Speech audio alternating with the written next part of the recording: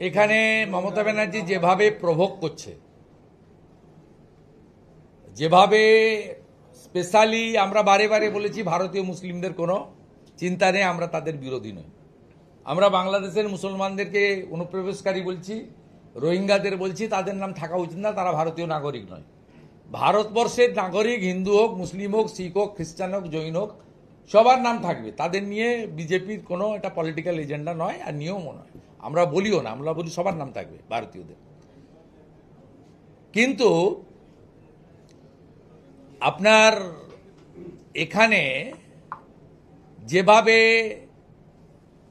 এসআইআরকে NRC বলা হচ্ছে, campaign by the chief minister of West Bengal, it's a very alarming. এটা খুবই আশঙ্কাজনক যে ইডি, সিবিআই, এনআইএ, আইটির মতো বা জেপি নাড্ডা থেকে শুভেন্দু অধিকারী হয়ে খগেন মুর্মু পর্যন্ত পাবলিক রিপ্রেজেন্টেটিভ, ন্যাশনাল স্টেট লিডারদের উপর যেভাবে আক্রমণ হয়েছে, বিএলওদের উপরে না সেই ধরনের আক্রমণ হয়, এটা আমরা আশঙ্কা করছি।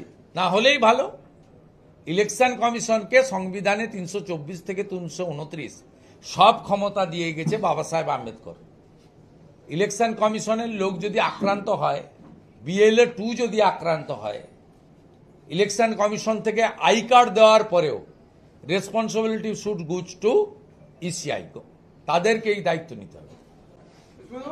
মমতা বন্দ্যোপাধ্যায় বলছেন আমরা ত্রাণ দিয়ে দিয়েছি, সমস্ত সোশ্যাল মিডিয়ার ছবিও পোস্ট করছে, কিন্তু উত্তরবঙ্গ জুড়ে দেখতে পাচ্ছি যে ত্রাণ নিয়ে হাহাকার মানুষের মধ্যে। ওই বানিয়ে দিয়েছে, আমরা অনেক আগে থেকে দিয়েছি। ওই সব করবে বলে জানেন যে আমাদের ব্যাগের একটা কালার, চিহ্নিত কালার দিয়েছি আমরা। কিচ্ছু করেনি, কিচ্ছু করেনি। গ্রাউন্ড জিরোতে রিপোর্টটা দেখবেন, কমপ্লিটলি সরকারের বিরুদ্ধে মানুষ। ত্রাণ দেওয়ার জন্য বহু রাজনৈতিক দল, বহু এনজিও, বহু সামাজিক সংগঠন, বহু ব্যক্তি এগিয়ে এসেছে। আমি মুখ্যমন্ত্রীকে বলবো, আপনার যে লোকেরা বালি, পাথর,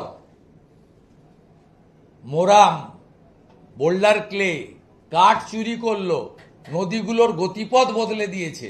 এই জলপাইগুড়ির যে জেলা প্রেসিডেন্ট কি গোপ, তার ভাই সব নদীকে চেঞ্জ করে দিয়েছে।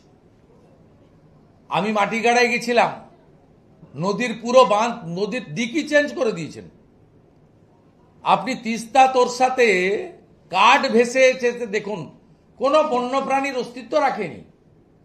মুখ্যমন্ত্রীকে বলবো, একদম মিরিক বিজনবাড়ি থেকে শুরু করে কোচবিহারের ঘোকসাডাঙ্গা পর্যন্ত যতজন হোমলেস হয়েছে, ওখানে তাদের ইনস্টেট মানে পুনর্বাসন দেওয়া যাবে না। প্রত্যেককে নতুন করে মিনিমাম 5 ডিসমিল অথবা 2 কাঠা করে জমি অ্যালট করুন এবং 5 লক্ষ টাকা করে বাড়ি করার জন্য দিন। আপনার ওই ঢপের চপ 1,20,000 টাকায় কারোর বাড়ি হয় না।